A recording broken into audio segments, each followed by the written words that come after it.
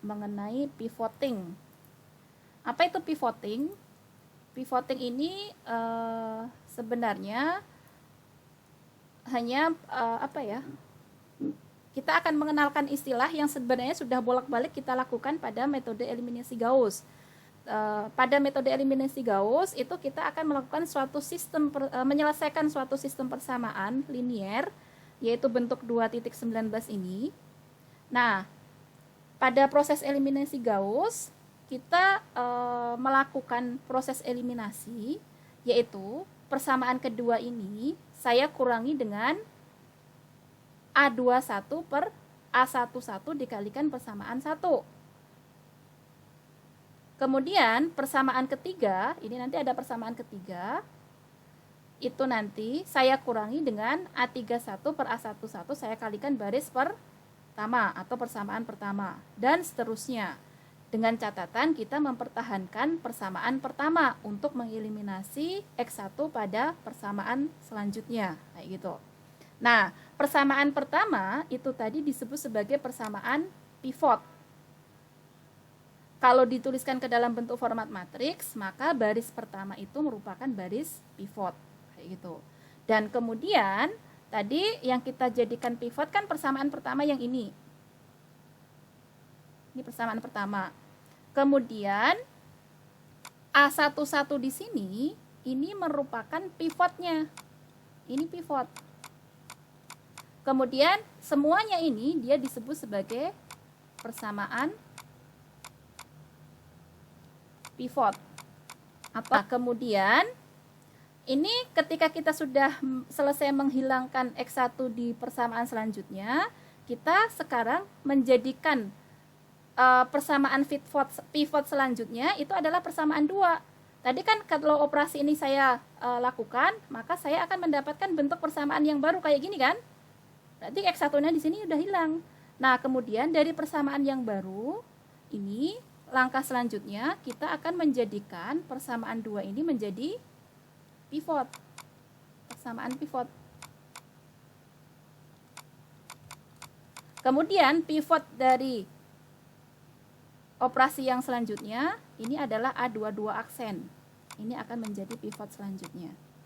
Dan seterusnya. Ini nanti X2 akan kita hilangkan. Kemudian nanti akan mendapatkan persamaan baru, persamaan pivot yang selanjutnya kita akan mendapatkan persamaan pivot yang ketiga. Kemudian kita akan mendapatkan pivot nanti di sini A33 double aksen, misalnya kayak gitu ya, dan seterusnya. Nah, itu yang disebut sebagai pivoting. Jadi kita menjadikan acuan dari suatu eliminasi itu persamaan yang mana gitu.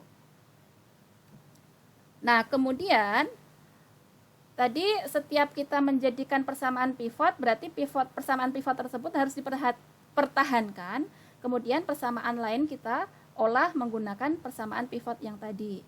Nah, kemudian tadi kita punya pivot, yaitu pivot A11, pivot A22 aksen, kemudian nanti misalnya kita lanjutkan pivot A33 double aksen, dan seterusnya gitu ya. Nah, masing-masing pivot ini tidak boleh 0. Nah, sebagai contoh, tadi di sini kita pivotnya A11, berarti pivot di situ tidak boleh 0. Supaya apa? Supaya karena di sini tadi kan kita melakukan operasinya persamaan kedua saya kurangi dengan A21 per A11 persamaan pertama. Berarti pivot tadi akan menjadi pembagi kan di sini A21 per A11, kemudian A31 per A11. Nah, kenapa tidak boleh 0? Ya supaya ini terdefinisi. Nah, kemudian langsung saja ini sebenarnya bisa kalian baca sendiri di handout yang sudah saya bagikan. Tapi kita akan membahas bareng-bareng di sini ya, memahami tentang matrik itu sendiri. Nah, matrik itu adalah suatu array. Kalau kalian di ilmu komputer kan biasanya bikin array gitu ya kalau ngoding gitu. Tapi matrik di sini adalah array, bentuknya persegi panjang yang terdiri dari kuantitas yang disebut sebagai elemen matrik.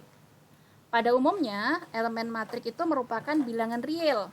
Walaupun terkadang dijumpai elemen matrik itu merupakan objek lain seperti operator persamaan diferensial atau bahkan matrik itu sendiri kayak gitu. Jadi elemennya di sini itu bisa jadi nanti operator persamaan diferensial, bisa jadi dia juga matrik kayak gitu ya. Nah, namun pada mata kuliah ini yang akan kita pelajari elemennya di sini itu hanya merupakan elemen bilangan real. Nah, secara umum matrik itu disajikan dalam bentuk penulisan yang kayak gini, yaitu apa? A11 ini menandakan elemen baris pertama, kolom pertama. A12 itu elemen baris pertama, kolom kedua, dan seterusnya. Ini adalah elemen baris pertama, kolom ke N.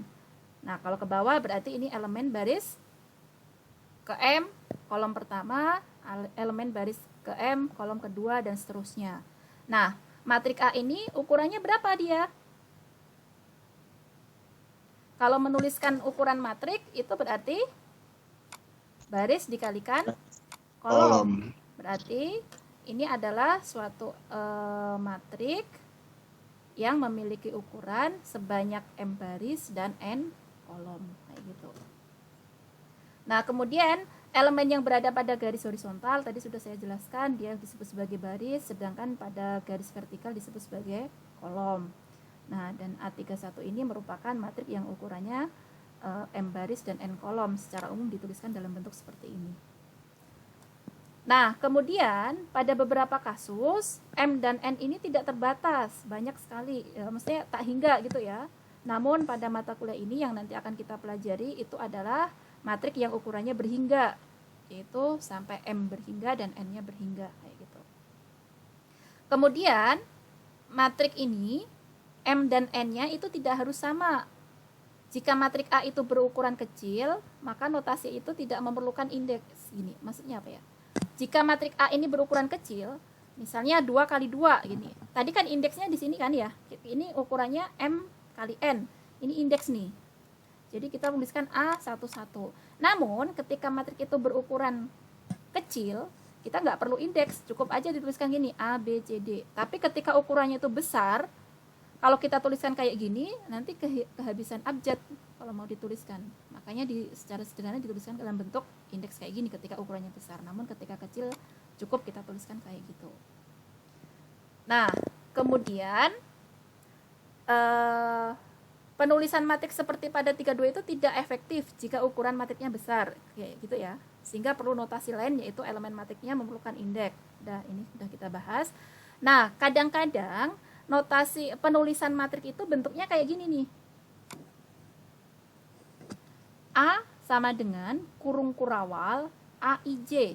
Nanti ketika ketemu, misalnya baca paper, baca jurnal atau apa gitu ya, ketika ketemu bentuk yang seperti ini menandakan matriks, yaitu A sama dengan kurung kurawal AIJ seperti ini. Ini adalah penulisan matrik. Dengan I-nya jalan dari 1 sampai M terkait dengan baris gitu ya. J itu jalan dari 1 sampai N terkait dengan kolom. Nah, namun ketika membaca paper, ketika mendapatkan bentuk yang kayak gini, jangan serta-merta juga sih ya kalau itu matriks. Kita harus tahu di paper ini membahasakan apa. Tapi biasanya secara umum ini seperti ini tuh merupakan bentuk penulisan matrik kayak gitu. Oke, tuh. Ini kayak dongeng aja sih sebenarnya ya. Ada yang mau ditanyakan sebelum saya lanjutkan? Belum, Bu. Belum. Oke, lanjut. Aljabar matriks. Seperti tadi yang saya bilang, kita akan mempelajari aljabar matriks. Aljabar matriks itu apa? Ya ada macam-macam, nanti kita pelajari. Oke, di halaman ini ada contoh matrik ya. Lanjutan dari halaman yang sebelumnya tadi. Ini adalah contoh matrik. Kalau sudah ada elemennya dengan jelas gitu ya. Kayak gini. Kemudian kalau aljabar matrik itu kita punya yang pertama tentang kesamaan matrik. Dua matrik dikatakan sama jika setiap elemen matrik yang bersesuaian itu sama. Contohnya di sini. Ini saya punya matrik A dan B. Ini sama nih. Baris pertama, kolom pertama. Ini 3. Untuk yang B, baris pertama, kolom pertamanya juga 3. Oh, berarti ini sama. Kemudian, baris pertama, kolom kedua, min 1 untuk A. Baris pertama, kolom kedua untuk B, min 1. Oh, sama. Ini juga sama. Sama, semuanya gitu ya. Nah, Setiap elemen yang bersesuaian itu sama, maka matrik tersebut disebut sebagai matrik yang sama, yaitu matrik A sama dengan B. Karena setiap elemen yang bersesuaian itu harus sama, berarti otomatis ukurannya juga harus sama atau enggak? Harus sama dong ya. Berarti ini ukurannya berapa? 3 kali 2, ini juga 3 kali 2. Gitu. Kemudian penjumlahan matrik. Penjumlahan matrik itu kalau kita menjumlahkan dua matrik yang sama, berarti elemen-elemen yang bersesuaian yang kita jumlahkan. Langsung saja ke contoh 5 ini. Di sini matrik A saya punya 3, baris pertama kolom pertamanya. Baris pertama kolom pertama dia 2. Nah, 3 ditambah 2 berarti 5. Namun catatannya dua matrik itu bisa kita jumlahkan ketika apa? Ketika memiliki ukuran yang sama. Misalnya di sini dia berapa di sini? 3 kali 2, 2 kali 3. Harus 3 kali 2. 3 kali 2. Kalau misalnya saya punya matrik A berukuran 3 kali 2, saya jumlahkan dengan B berukuran 4 kali 5. Ini bisa nggak? Nggak bisa. Ukurannya harus sama gitu ya. Nah, ketika ukurannya sama, baru elemen-elemen yang bersesuaian kita jumlahkan. Di sini min 1 saya tambahkan 1 jadi 0. 0 saya tambahkan 0, 0. 2 saya tambahkan min 2, 0. 7 saya tambah 1, 8. 5 saya tambah 5, 10, dan seterusnya. Tuh ya. Kemudian perkalian dengan skalar. Kalau saya punya matrik, penulisannya kayak gini gitu ya. Merupakan matrik berukuran M kali N, dan C-nya itu adalah suatu skalar, maka perkalian matrik dengan skalar dinotasikan dengan kayak gini. Maksudnya apa? C ini bisa langsung masuk ke sini, ke komponennya gitu ya. Misalnya saya punya matrik A yang di sini tadi, A saya kalikan dengan berapa ya? 2 misalnya. A saya kalikan dengan 2, maka hasilnya akan berapa di situ? A-nya kayak gitu.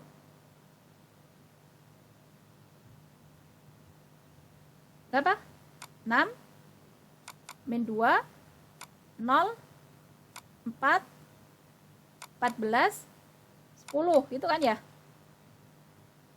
Ya enggak? Iya, Bu. Iya, Bu.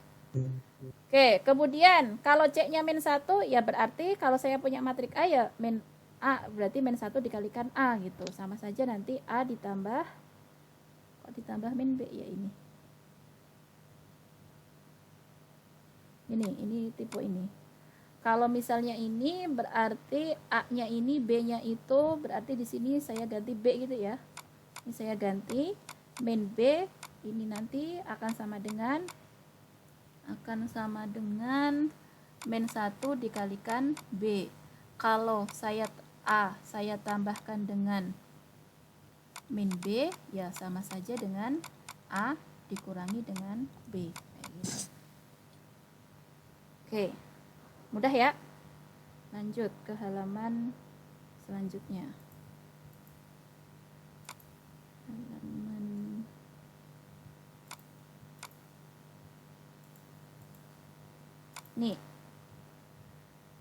Ini tadi sudah kita lakukan. Nah, ini sifat-sifat penjumlahan matrik dan perkalian matrik dengan skalar. Di sini perhatikan, saya punya 3 matrik yang berukuran M kali N, dan saya punya matrik 0, dinotasikan 0 tebal kayak gini. Ukurannya sama, yaitu M kali N, dan alfa sama beta itu adalah suatu skalar. Maka nanti saya akan memiliki sebanyak sifat ini. Ada berapa ini?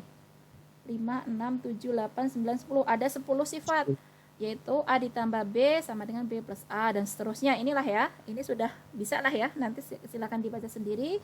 Ini sifat-sifat matrik yang nanti juga akan kita gunakan. Kemudian dia juga bersifat asosiatif. Ketika matrik A saya tambahkan dengan matrik 0, berarti nanti akan menjadi matrik A itu sendiri, ini akan jadi seperti ini, dan seterusnya, kayak gitu ya. Nah, yang perlu diperhatikan yang bagian ini nih, 1 dikalikan A ya berarti matrik A itu sendiri. 0, ini 0 skalar dikalikan dengan A akan menjadi matrik 0.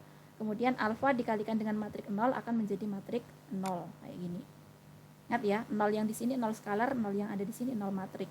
Kayak gitu. Nah, ini yang penting juga tentang perkalian dua matrik. Kalau saya punya matrik A berukuran M kali N dan matrik B berukuran N kali P, maka saya bisa menghitung matrik A dikalikan dengan B. Matrik A dikalikan B nanti akan berukuran berapa? A-nya tadi berukuran berapa? M kali N. B-nya berukuran N kali P. N kali P. M kali P. Oke. Ukuran kolom dari matrik A ini harus sama dengan ukuran baris matrik B. Maka nanti saya akan mendapatkan matrik A dikalikan AB, B M kali P. ukurannya M kali P. Ini di SMA juga P. sudah ya, harusnya sudah dapat kan? Ya, Bu. Kayak gitu. Oke, contohnya di sini. Nah, kemudian hasilnya kayak gimana? Hasilnya ngikutin rumus yang ada di sini. Oke, langsung saja ke contoh biar kelihatan. Di sini saya punya matrik A. Matrik A ini ukurannya berapa nih? 4 kali 3. 4 kali 3. Yang di sini B-nya 3 kali 2. 3 kali 2. Berarti nanti AB ini akan berukuran berapa? 4 kali 2, Bu. 4 kali 2. Gimana dapatkan angka-angka ini? Oke, kita coba di sini. Khawatir ada yang lupa. AB ini nanti adalah suatu matrik yang ukurannya 4 kali 2. Berarti saya harus menyediakan 4 baris, 2 kolom. Oke, misalnya di sini baris pertama, kolom pertama. Di sini itu hasilnya apa? Hasil dari apa? Baris pertama, kolom pertama. Berarti baris yang di sini, ini hasil dari apa sih? 2 dikalikan 5 ditambah dengan 0 dikalikan min 2 ditambah dengan apa? Min 5 Min dikalikan 5 kali 1. 1. Ini sama dengan berapa? 10, 0, 5. 5, Bu. Min 5. Berarti hasilnya berapa? 5. 5 kita tuliskan di sini, tidak lain ini. Itu ya. Oke, sekarang di sini. Ini baris pertama, kolom Kedua. 2. Berarti ini apa? Harusnya hasil dari siapa? Baris pertama, kolom kedua. 2 kali 1. Ya, 2 kali 1 ditambah 0 kali 3. 0 kali 3 ditambah Min 5 kali 0. min 5 kali 0. Sama dengan berapa dia? 2 2. ditambah 0 ditambah 0 berarti 2. Hasilnya di sini. Oke, kemudian di sini ini baris keberapa? Kedua. Baris kedua. Kolom keberapa? Kolom ke pertama. Pertama. Berarti ini yang kita harus lihat ya. Baris kedua, kolom pertama. Berarti jadi berapa di situ? 5. Baris 1 kali 5 ditambah 3 dikalikan 3 kali min 2 ditambah 2 kali 1. 2 kali 1. Berapa hasilnya? 5 min 6 plus 2 sama dengan berapa itu? 1. Kayak gitu. Dan seterusnya. Nanti lanjutkan ya. Lanjutkan. Nanti hasilnya harusnya seperti ini. Kayak gitu. Oke, ingat ya. Ini harus diingat-ingat. Perkalian dua matrik. Yang syarat utamanya tadi apa? Ukuran baris, ukuran kolom harus sama dengan ukuran baris pengalinya. Kayak gitu ya. Oke, cukup jelas? Lanjut. Jelas, Bu. Masih banyak nih.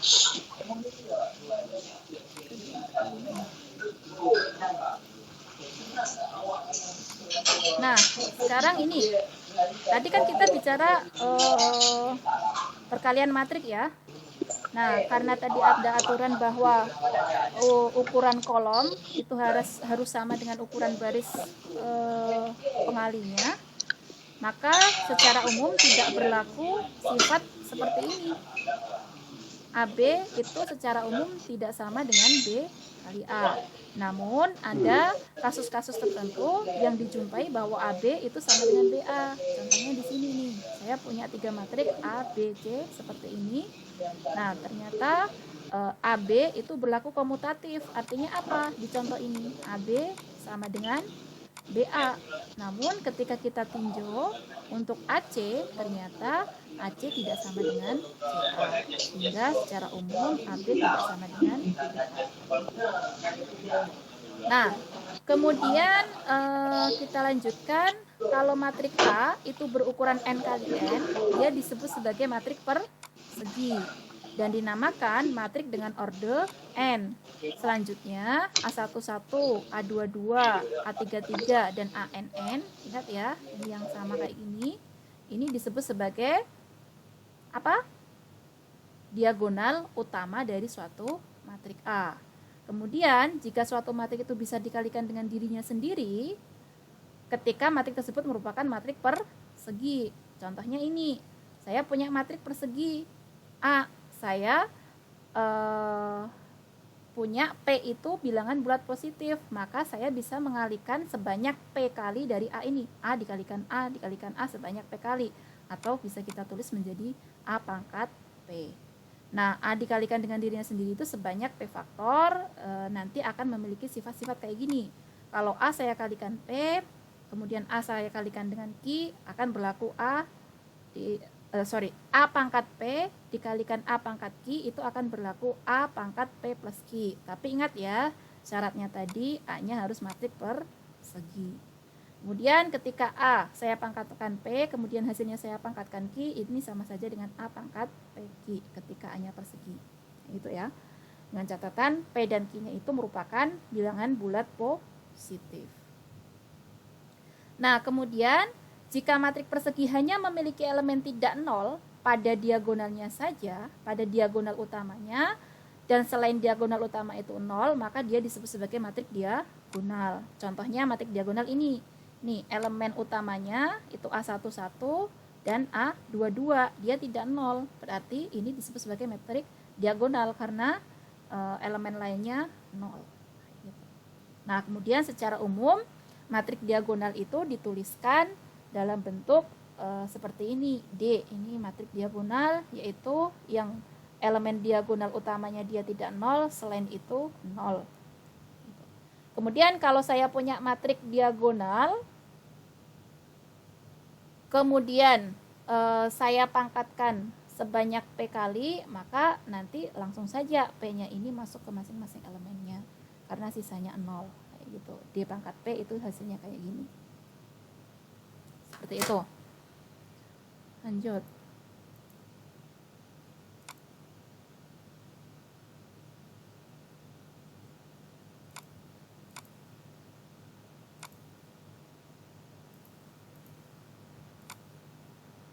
Nah, ketika saya punya matrik diagonal dengan elemen diagonal utamanya itu semuanya sama, yaitu nilainya 1, maka matrik diagonal tadi dia disebut sebagai matrik identitas yang biasanya dinotasikan dengan I. Nah, matrik I identitas itu adalah matrik diagonal yang elemen diagonal utamanya semuanya sama, yaitu 1.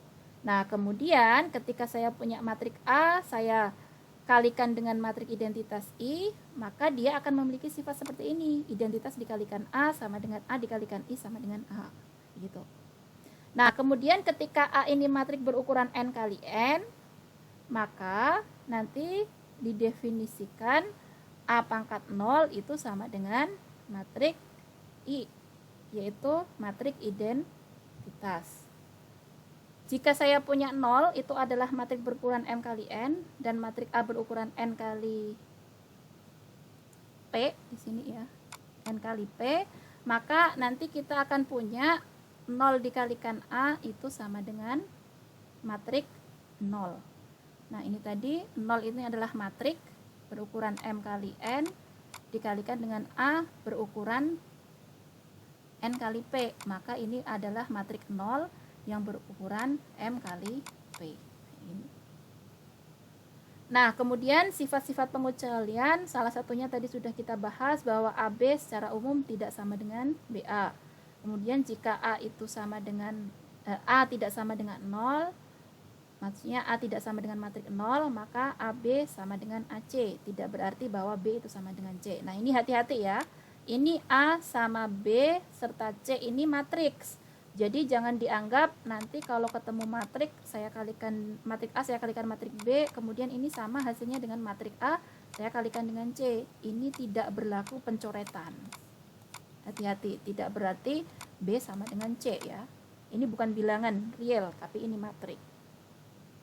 Tuh. Kemudian kalau A saya kalikan dengan B sama dengan 0, matrik 0 ya. Ini tidak berarti bahwa A-nya yang 0 atau B-nya yang 0. Kayak gitu. Ini belum tentu seperti ini. Kayak gitu. Harus kita cek karena tadi perkalian matrik itu punya aturan sendiri, beda sama aturan perkalian bilangan real. Kemudian kalau A pangkat 2 sama dengan identitas, itu juga tidak berarti kayak gini. Tidak berarti kayak gini ya. Ini harus hati-hati pengecualian-pengecualian ini. Nah, kemudian sifat umum perkalian matrik itu ada 5 di sini ya.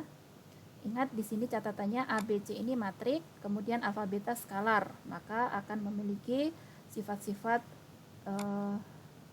sebanyak 5 di sini, yaitu alfa dikalikan A hasilnya dikalikan B itu akan sama saja dengan A dikalikan dengan alfa B dan seterusnya, kayak gitu ya. Nanti silakan dibaca.